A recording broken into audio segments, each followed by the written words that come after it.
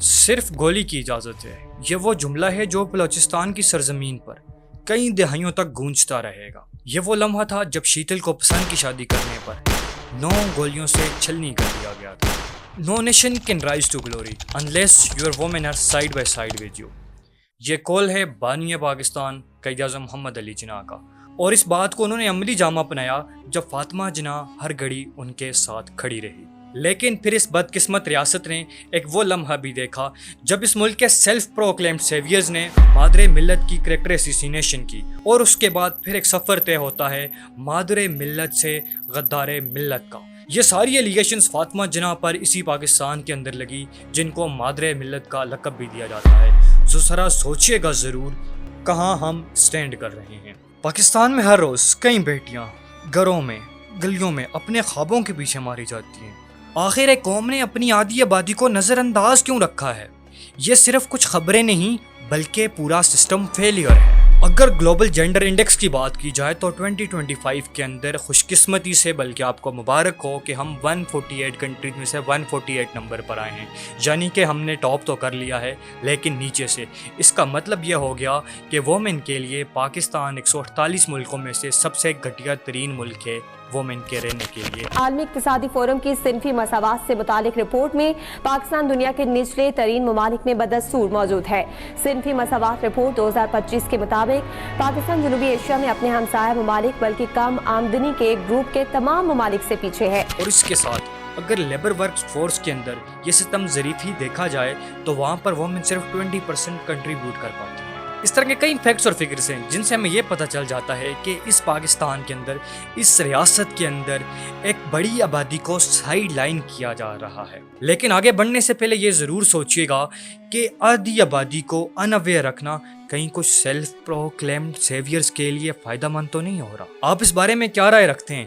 Comment section میں آگاہ کرتے جائیں۔ اور ستم ظریفی کے اوپر ایک اور ستم تو یہ ہوتا ہے کہ جب اسی ملک کے اندر چائلڈ میرج کے خلاف ایک قرارداد پاس کی جاتی ہے تو اس کے خلاف ایک مخصوص طبقہ اٹھ کے کھڑا ہو جاتا ہے، اور وہ یہ چاہتا ہے کہ ہم 60 سال کے بڈھے ہو کر بھی ہمیں اجازت دی جائے کہ ہم چھوٹی بچیوں سے شادی کر سکیں۔ Now JUIF Chief Maulana Fazlur Rahman has publicly rejected the recently enacted Islamabad Capital Territory Child Marriage Restraint Act 2025, which prohibits marriages involving individuals under the age of 18. یہ ہے کہ ہم ابھی نوآبادیاتی نظام سے نکلے نہیں ہیں۔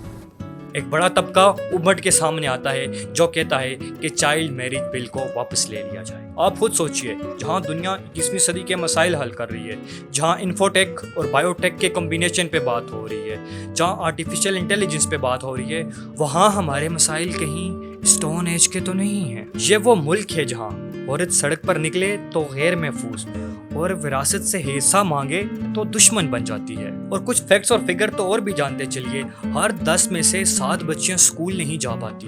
اس کا مطلب وہ ان اویئر رہتی ہیں اپنے رائٹس کے بارے میں، اپنے حقوق کے بارے میں۔ اسی لیے آپ آئے روز سنتے ہیں ڈومیسٹک وائلنس کے اندر خاتون ماری گئی یا آنر کلنگ پہ ماری گئی، کیونکہ وہ اپنے رائٹ سے ان اویئر ہے۔ اور اسی طرح ورک فورس کے اندر بھی اگر وہ چلی جاتی ہے تو اس بیچاری کو ہیریسمنٹ کا سامنا کرنا پڑتا ہے۔ ہیومن رائٹ کمیشن پاکستان کے مطابق ہر سال 1000 سے زائد خواتین صرف ڈومیسٹک وائلنس سے ماری جاتی ہیں۔ اس کا مطلب یہ ہے کہ ان کا قتل ہو جاتا ہے ان کے سسرال کے ہاتھوں۔ اس سسرال میں اس کے ہسبینڈ، اس کی ساس سسر اور یہ سارے لوگ آتے ہیں۔ آپ اس ریلیجن کے ماننے والے ہیں جس میں یہ کہا جاتا ہے کہ کسی ایک جان کا ناحق قتل پوری انسانیت کا قتل ہے۔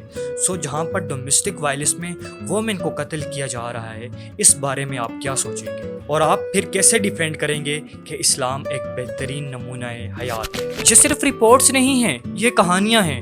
ایک ملازمہ کی کہانی جسے تنخواہ سے زیادہ تانے ملتے ہیں، ایک یونیورسٹی میں پڑھتی لڑکی کی کہانی جو اپنی ڈگری سے زیادہ لوگوں کی نظروں کا نشانہ بنتی ہے اور ان کی تہمتوں کا نشانہ بنتی ہے، ایک ایسی بیوی جو شوہر کا تشدد برداشت کرنے کے باوجود بھی اٹھ کے اس کے لیے کھانا بناتی ہے، پہلے اس سے تھپڑ کھاتی ہے اور پھر اسی شوہر کے لیے کھانا بھی بناتی ہے۔ بدقسمتی کے ساتھ یہ وہ ملک ہے جو عورت کے لیے نہ تو محفوظ ہے اور نہ ہی منصف، لیکن نا امید نہ ہو، تصویر کا دوسرا رخ بھی ہے۔ اسی ملک کے اندر نگہت دار سمینہ بیگ، عارفہ کریم اور ملالہ یہ سب بھی اسی مٹی کی بیٹیاں ہیں. لیکن پھر سوال تو یہ رہتا ہی نہیں ہے کہ عورت کمزور ہے.